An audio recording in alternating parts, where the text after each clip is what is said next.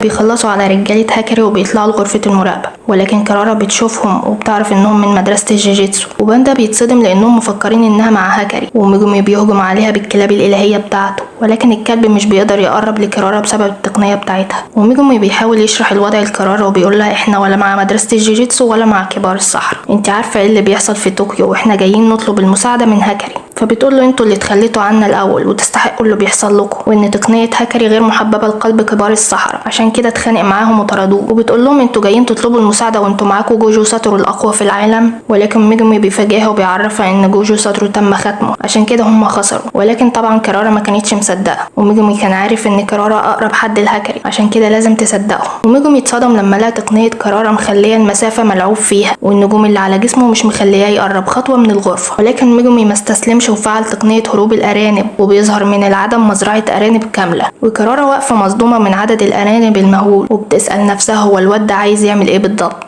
وميجومي كان عامل مزرعة الأرانب دي عشان يفهم تقنية كرارة مش عشان يهاجمها بيهم. وميجومي يلاحظ إن كل الأرانب عليها علامات ونجوم مختلفة، وبدأ يراقب مين بيقرب ومين بيبعد. ميجومي قال لكرارة تقنيتك مرتبطة بالكويكبات، والكوكبة الرئيسية هي الصليب الجنوبي، مش كده برضو؟ والصليب ده عبارة عن 5 نجوم وهم أكروس، ميموزا، جاكروس، إيماي، جينان.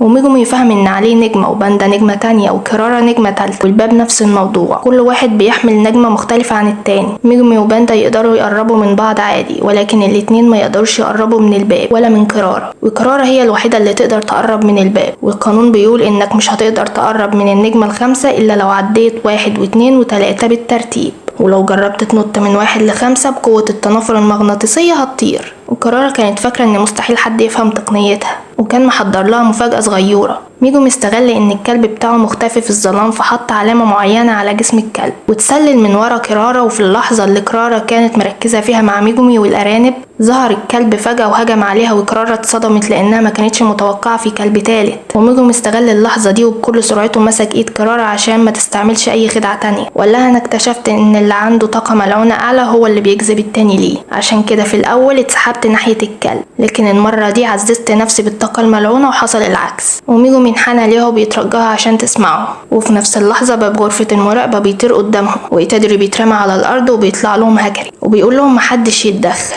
وبينفخ إيتادوري ضرب. وبيستغرب لأن إيتادوري مش بيدي أي ردة فعل ولا بيدافع عن نفسه حتى، وبيقول له طب أنا هسمعك بشرط تفضل واقف على رجليك. وهاكري كان مفكر إن إيتادوري بيستهزأ بيه، وقام عطاله لكمة طيرته بعيد، وبيقول له اشمعنى اخترتني انا؟ فإيتادوري بيقول له لان كل السيمباي قالوا انك الاقوى. قام مسكه من لبسه وقال له اثبت لي انك عندك الحماسه والشغف اللي يخلوني اقتنع بيك. وإيتادوري بكل برود صدمه وقال له انا ما عنديش اي شغف، انا مجرد ترس في آلة لطرد اللعنات.